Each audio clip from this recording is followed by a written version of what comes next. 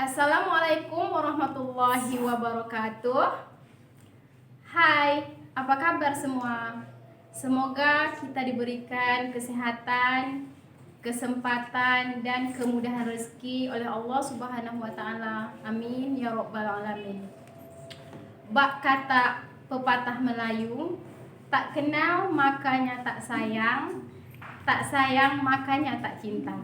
Baiklah anak-anak ibu semuanya, sebelum kita masuk ke materi, izinkan ibu untuk memperkenalkan diri.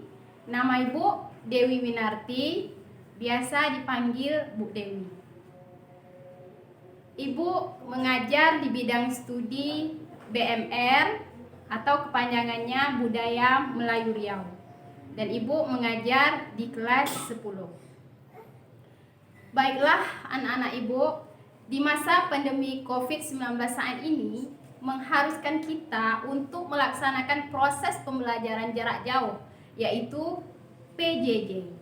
Di sini sekolah kita SMA Budi Dharma mengemas PJJ tersebut dalam 3 bentuk. Yang pertama, share video pembelajaran. Yang kedua, video conference. Dan yang terakhir, penugasan. Oke, itu adalah informasi yang anak-anak ibu harus ketahui. Baiklah, langsung ibu akan memperkenalkan materi kita pada hari ini, yaitu mengenai keragaman bahasa Melayu Riau. Di sini kalian akan ibu beri materi ini supaya kalian mengetahui apa itu bahasa Melayu Riau.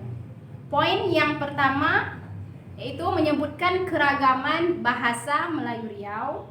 Yang kedua, dialek bahasa Melayu Riau. Nah, sebelumnya ibu akan memberikan pantun, karena budaya Melayu Riau itu identik dengan pantun. Pantunnya yaitu, apalah tanda pisang di lidi, bila dimakan terasa perisa. Apalah tanda orang berbudi, hatinya rendah berbudi bahasa. Apalah tanda batang nipah, tumbuh di pantai banyak pelepah. Apalah tanda orang bertuah, elok perangai, hati pun rendah. Nah, di sini pantun ini menunjukkan bahwa bahasa adalah cerminan atau kepribadian seseorang. Secara sederhana dapat ibu simpulkan mengenai bahasa itu sendiri. Bahasa dapat diartikan sebagai alat untuk menyampaikan sesuatu yang terlintas di dalam hati. Lanjut, kemudian kita akan membahas poin yang A mengenai bahasa Melayu Riau. Bahasa Melayu Riau yaitu ada 3 kategori. Yang pertama, bahasa Melayu kuno. Bahasa Melayu kuno ini mulai sejak abad ke-7 hingga abad ke-13. Kemudian yang kedua ada namanya bahasa Melayu klasik. Bahasa Melayu klasik ini sejak abad ke-15 yaitu sudah diperkenalkan huruf Jawi atau tulisan Arab Melayu. Dan yang terakhir bahasa Melayu modern. Bahasa Melayu modern ini sudah ada sejak abad ke-20. Next, selanjutnya kita bahas satu persatu mengenai bahasa Melayu Riau. Yang pertama tadi ada namanya bahasa Melayu kuno. Tentu anak-anak ibu semua ingin tahu bahasa Melayu kuno itu apa sih ciri-cirinya? Baiklah, di sini ibu akan menjelaskan satu persatu ciri-ciri bahasa Melayu kuno tersebut. Yang pertama, bahasa Melayu kuno ini penuh dengan kata-kata Sanskrit. Kemudian yang kedua, bunyi B ialah W dalam bahasa kuno. Contoh, kalimat bulan menjadi wulan. Kemudian yang ketiga, bunyi E pepet, tidak wujud. Contoh, dengan menjadi dangan atau dangan. Kemudian awalan ber ialah mar dalam bahasa Melayu kuno.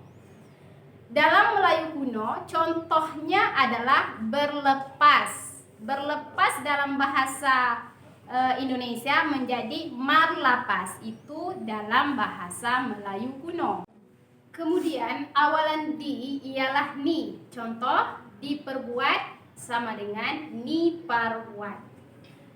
Kemudian ada bunyi konsonan diinspirasikan seperti BH, TH, PH, DK, KH, dan H, yaitu sukacita.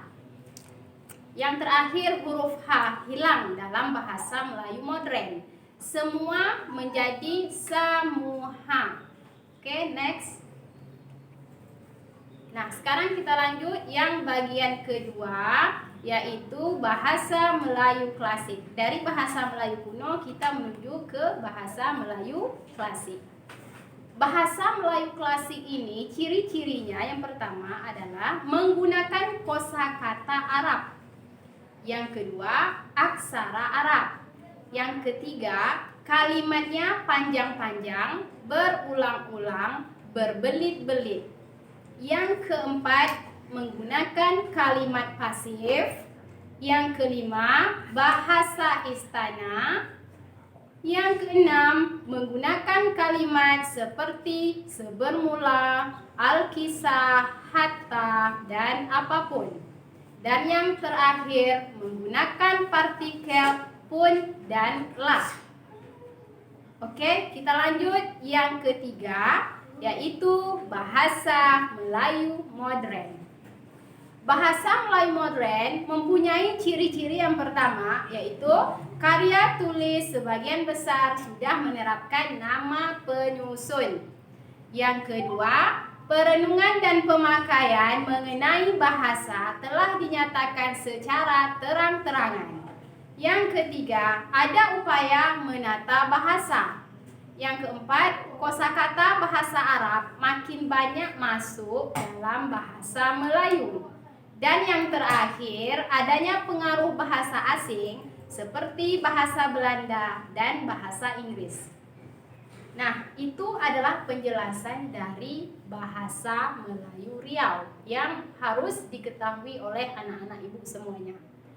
Ibu harap dengan penjelasan tadi bisa memberikan sedikit pengertian kepada anak-anak ibu semua. Kita lanjut mengenai asal bahasa Indonesia. Mungkin anak-anak ibu banyak yang tidak tahu ya mengenai asal bahasa Indonesia.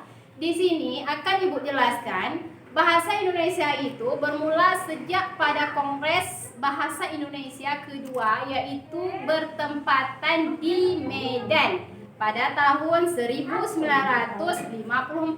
Nah, pada saat itulah dinyatakan bahwa bahasa Indonesia itu berasal dari bahasa Melayu Riau. Next. Kemudian kita masuk ke dialek dalam bahasa Melayu Riau.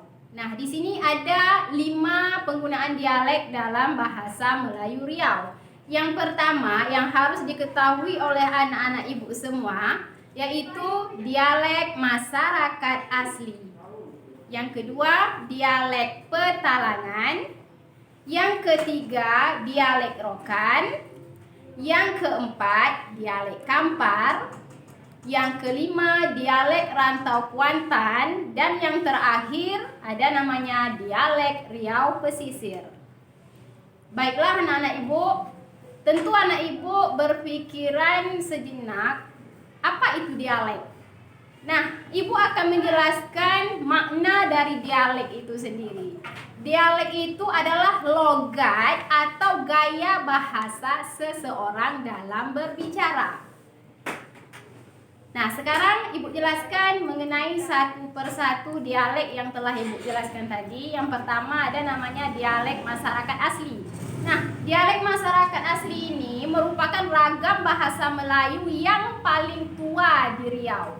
Seperti contohnya masyarakat Sakai yang banyak tinggal di Kabupaten Bengkalis dan Talang Mamak di Indragiri Hulu.